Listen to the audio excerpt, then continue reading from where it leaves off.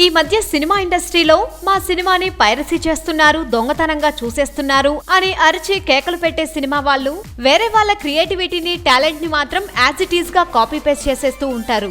ఇక మరీ ముఖ్యంగా మ్యూజిక్ డైరెక్టర్స్ గురించి అయితే చెప్పనవసరం లేదు. తొలి ప్రేమ, ఛత్రపతి, బిజినెస్ మ్యాన్ లాంటి సినిమాల సక్సెస్ కి ఆ సినిమాలో ఉన్న సాంగ్స్ ఇంకా బ్యాక్గ్రౌండ్ స్కోర్ కూడా చాలా వరకు కారణం. కానీ కీరవాణి, మణిశర్మ, తమన్ లాంటి అగ్రశ్రేణి దర్శకుల క్రియేటివిటీ అని చెప్పి టాలీవుడ్ ప్రేక్షకుల ముందుకు వచ్చిన ఈ అవుట్పుట్ మొత్తం కూడా వాళ్ళ ఒరిజినల్ కాదని, కాపీ కొట్టేశారని తెలిసిన సినిమా లవర్స్ అందరూ షాక్ అయ్యారు. ఇక ఎప్పుడూ కూడా సోషల్ మీడియా బాగా పాపులర్ గా ఉంటుంది. ఈ నేపథ్యంలో ఇప్పటిక అలాంటి కాపీ పేస్ట్లను దాచడం ఎవరికైనా చాలా కష్టం. అయినప్పటికీ మన సినిమా వాళ్ళు మాత్రం ఏమాత్రం తగ్గటం లేదు. అయితే ఇప్పుడు ఈ విషయం ఎందుకు చెప్తున్నా అనుకుంటున్నారా? లేటెస్ట్ గా రిలీజ్ అయిన ఖైదీ నెంబర్ 150 టీజర్ లో ఉన్న బ్యాక్గ్రౌండ్ స్కోర్ మెగా ఫ్యాన్స్ కి బాగానే నచ్చేసింది.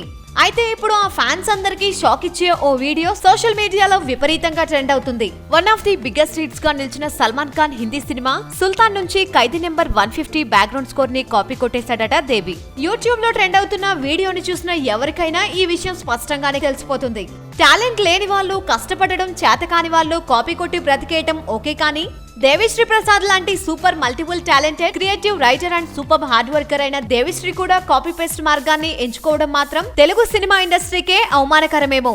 బాలీవుడ్ లో కూడా బిగ్గెస్ట్ హిట్స్ కి మ్యూజిక్ కంపోజ్ చేసిన దేవి ఈ రూట్ ఎందుకు తీసుకున్నాడో తెలియదు, కానీ దేవి స్థాయికి మాత్రం ఇది తగని పని. సబ్స్క్రైబ్ చేయడం మర్చిపోకండి. వీలైతే లైక్, కుదిరితే కామెంట్ పెట్టండి. ఇలాంటి ఇంట్రెస్టింగ్ బ్రేకింగ్ బిగ్ న్యూస్ మాకు తెలిసిన వెంటనే మీకు తెలియజేస్తాం. మాతో టచ్ లో ఉండండి.